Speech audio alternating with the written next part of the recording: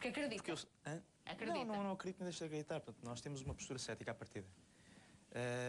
E vamos investigar. Eu sou estudante agora, portanto, foi mais uma coisa para fazer, uma coisa interessante em que me podia envolver e decidi-me envolver. Como é que vocês fazem os vossos estudos? São baseados nos testemunhos? Vão para algum sítio? Há alguns sítios onde se é visto mais facilmente este tipo de fenómenos? Sim, há uma maior incidência em certos locais. Quais? Serra da Gardunha, por exemplo. Sim, em Portugal nós estamos a compilar um estudo estatístico das observações que nós temos vindo a receber desde há 3 anos. Inclusive o Pedro, como está-se a formar nessa área de matemática, também dá uma ajuda, porque estas coisas são necessárias.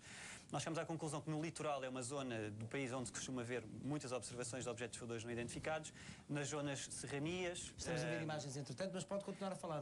Portanto, a Serra da Gardunha é um sítio mítico, que nós inclusive já fizemos várias expedições em que recolhemos depoimentos das pessoas que moram nas aldeias.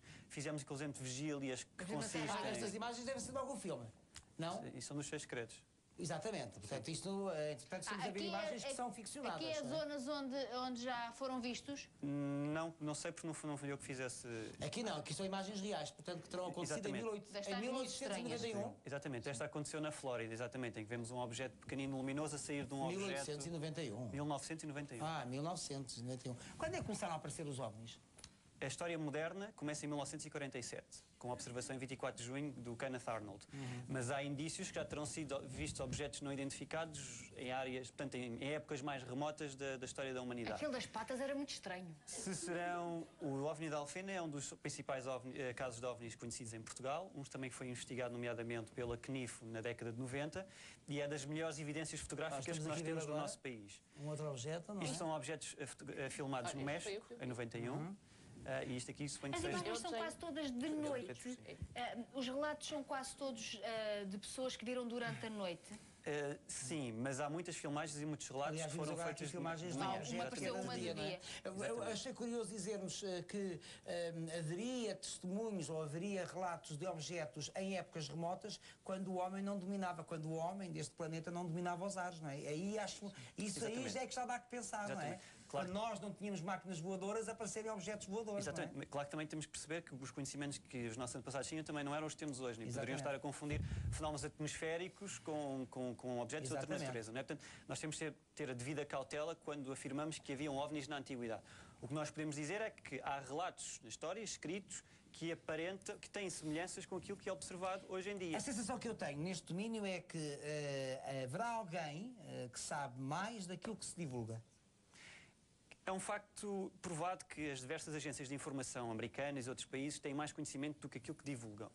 Dizer que estão envolvidos numa conspiração e que sabem que são extraterrestres e que fizeram acordos... Como isso é especulação. É especulação e não parece seja muito credível. Agora, que eles têm uma verdadeira preocupação em estudarem aquilo que voa nos céus e eles não conseguem identificar, isso é claro, e inclusivamente a Força Aérea do Reino Unido divulgou há pouco tempo algumas das documentações que eles tinham de investigações que fizeram nas décadas de 80 e nas décadas de 90, mas é obviamente que é importante, e eu considero que é uma obrigação da Força Aérea e do Estado, descobrir que objetos é que são estes e se representam alguma ameaça, quanto mais não seja para a própria segurança. Há pilotos da aviação comercial que dão conta, que relatam muitas vezes que avistam nos ares, bem perto dos seus aviões, objetos que não conseguem identificar. Inclusivamente, este fim de semana tivemos a entrevistar um piloto já com 80 anos, que teve experiências desse tipo em África.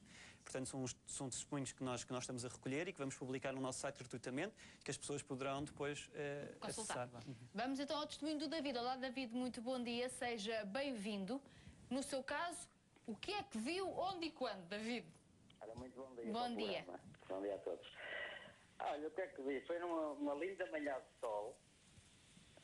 Há um vizinho meu, vizinho amigo, que veio bater à porta todo atrapalhado e apontava para cima.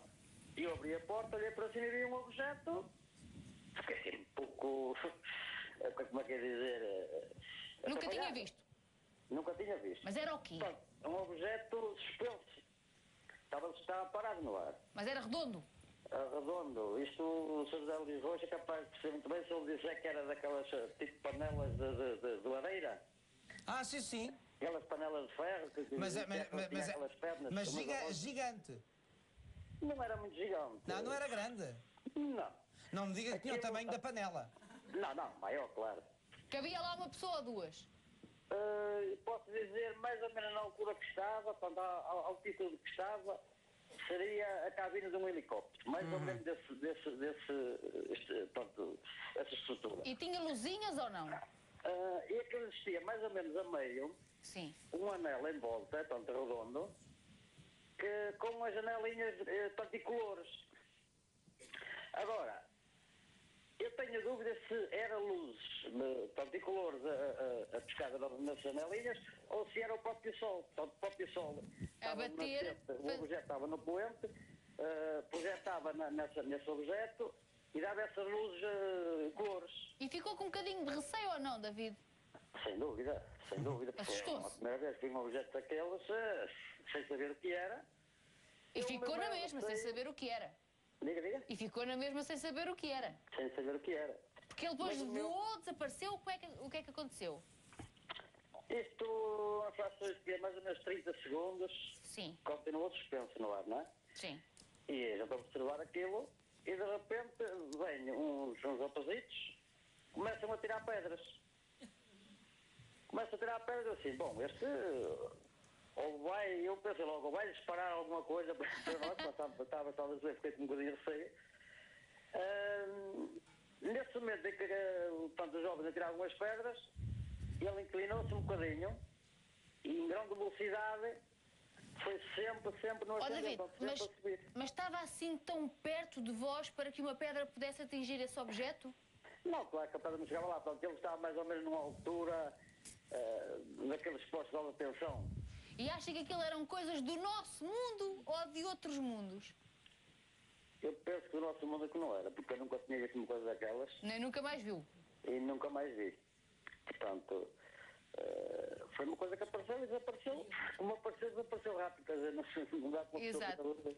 David, muito obrigada pelo seu testemunho. Um beijinho. Se vir algum dia mais alguma coisa, já sabe. Liga para nós. Vocês recusam a ideia. Bom dia, David. Um bom Natal para si e para todos os seus. Vocês recusam a ideia da hipótese de vida noutros sistemas solares? Não, de forma nenhuma. É tão viável como qualquer outro. Nós o que temos de fazer é temos de ter uma bagagem suficiente para depois poder discernir entre aqueles casos que são plausíveis e os que não são. Claro. E haverá certamente de tudo, não é? Nestes relatos. Importa, portanto, sair desta conversa com esta ideia. Estes objetos voadores não identificados existem. E porque não estão identificados, não sabemos se são de outros mundos ou se são deste mundo. Eu gostava muito que fossem de outros mundos e que os extraterrestres fossem iguais ao ET.